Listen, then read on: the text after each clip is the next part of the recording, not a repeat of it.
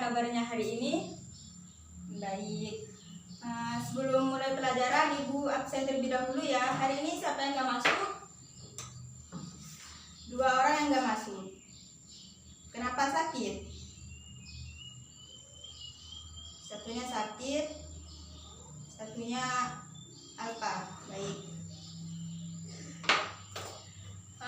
Sebelum mulai pelajaran, silakan ketua kelas pimpin doa. Doa mulai. Gak selesai. Baiklah. Pertemuan kali ini merupakan pertemuan pertama ya. Kelas 11 yaitu materinya itu tentang pendapatan nasional. Materi di sini merupakan materi pertama kelas 11. Kalian buku pakainya sudah dapat semua? Ya, silakan dibuka. Halaman 3 kalau nggak salah.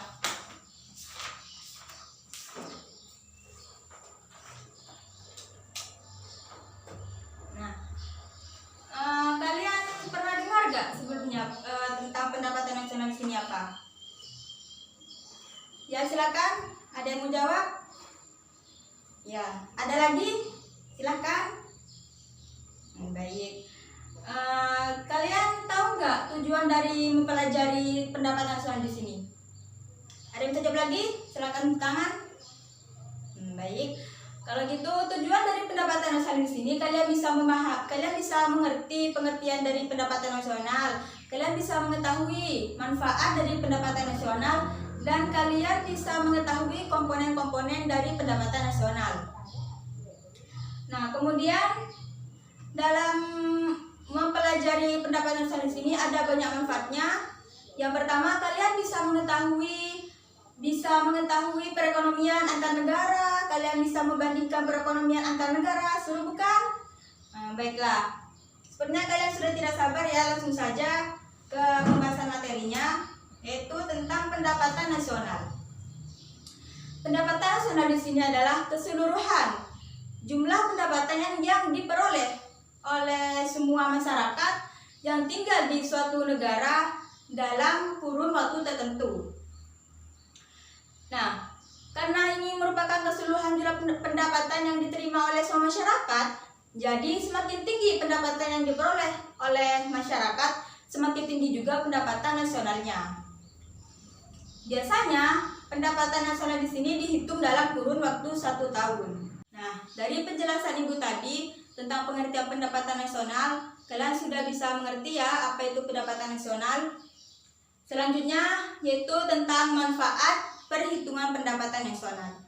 Yang pertama, bisa mengetahui struktur perekonomian di suatu negara. Kemudian yang kedua, bisa mengetahui perekonomian antar daerah. Kemudian yang ketiga, bisa membandingkan kemajuan perekonomian di suatu negara. Kemudian yang keempat, bisa menjadi sumber informasi bagi pemerintah. Jadi dengan adanya informasi tersebut bisa dijadikan pedoman oleh pemerintah untuk mengambil keputusan yang berkaitan dengan pendapatan nasional. Kemudian yang terakhir yaitu bisa mengetahui perkembangan pendapatan nasional dari tahun ke tahun. Jadi dengan adanya data perkembangan pendapatan nasional ini, suatu negara dengan sangat mudah bisa mengetahui perkembangan pendapatan nasional dari tahun ke tahun, apakah mengalami kenaikan atau penurunan. Nah, dari beberapa manfaat perhitungan pendapatan nasional yang Ibu sebutkan tadi, ada yang belum dipahami? Silahkan ditanyakan sebelum Ibu lanjut ke materi selanjutnya. Sudah paham semua ya? Baiklah, Ibu akan lanjutkan ke pembahasan selanjutnya, yaitu tentang komponen-komponen pendapatan nasional. Nah, untuk mempelajari perhitungan pendapatan nasional di sini, kalian harus terlebih dahulu mengetahui komponen-komponen pendapatan nasional. Ada yang tahu nggak ada berapa komponen pendapatan nasional? Ya, silahkan. Ya, betul. Ada yang bisa sebutkan apa saja? Ya, baiklah. Komponen pendapatan nasional di sini ada 6. Yang pertama GDP, yang kedua GNP, yang ketiga NNP, yang keempat NNI, yang kelima PI, yang keenam DI. Apa itu Bu PI? Apa itu Bu DI? Nah, baik, Ibu akan bahas. Selanjutnya Ibu akan jelaskan pengertian dari komponen-komponen pendapatan nasional yang Ibu sebutkan tadi. Yang pertama tadi ada GDP. GDP atau Gross Domestic Product. GDP di sini adalah jumlah seluruh produk baik berupa barang dan jasa yang dihasilkan oleh warga di suatu negara, baik warga negara itu sendiri maupun warga negara luar. Nah, jadi perlu diingat ya, kalau GDP di sini yang dihasilkan oleh warga di suatu negara. Warga di suatu negara itu bisa lokal, bisa asing. Nah, contohnya orang Amerika ini tinggal di Indonesia. Jadi pendapatannya itu harus dihitung ke GDP. Contohnya, kamu siapa namanya? Fani. Misalkan Fani ini asli orang Amerika, tapi Fani ini tinggal di Indonesia. Jadi pendapatan Fani ini harus dihitung ke GDP. Rumusnya, rumus GDP pendapatan WNI dalam negeri ditambah pendapatan WNA dalam negeri.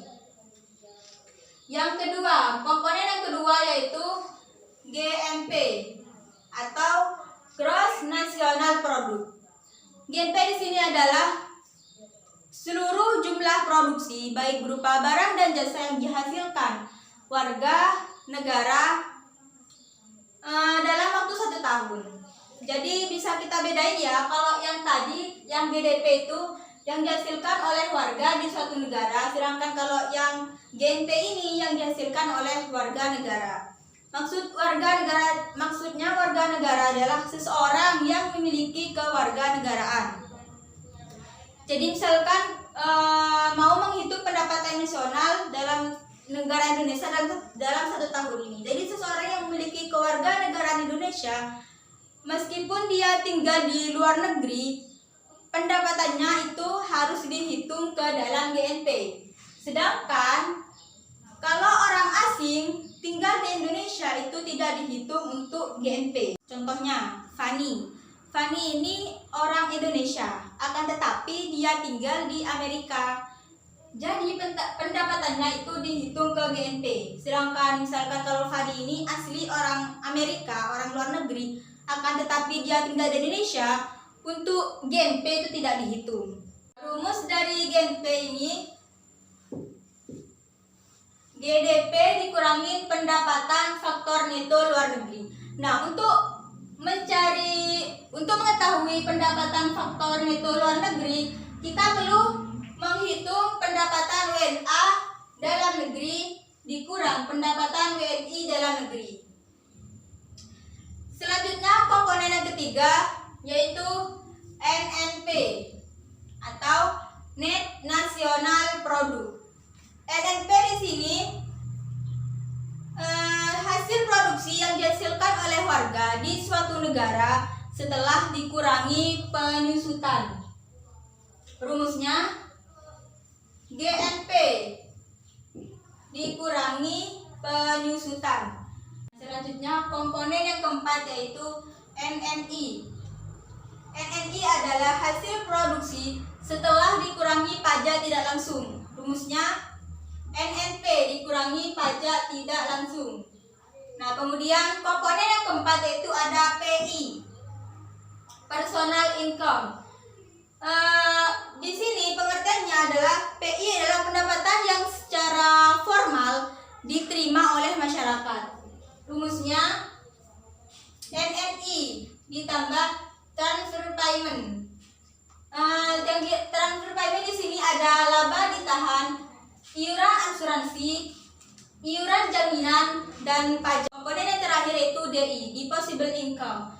Pengertiannya adalah pendapatan yang benar-benar diterima oleh masyarakat dan siap untuk dibelanjakan. Rumusnya yaitu PI ditambah pajak tidak langsung. Anak-anak, Dari penjelasan yang Ibu jelaskan tadi, dari pengertian pendapatan nasional, manfaat, dan komponen-komponen pendapatan nasional, ada yang belum dipahami? Tidak ada ya, sudah paham semua. Baik, karena kalian katanya sudah paham semua, Ibu akan memberikan kalian oleh-oleh. Silakan dibuka LKS-nya halaman 13. Ibu akan memberikan PR dan dikumpulkan minggu depan. Dan pertemuan selanjutnya kita akan bahas dari tugas kalian tersebut. Kalau begitu, kurang lebihnya Ibu mohon maaf. Ibu akhiri. Assalamualaikum warahmatullahi wabarakatuh.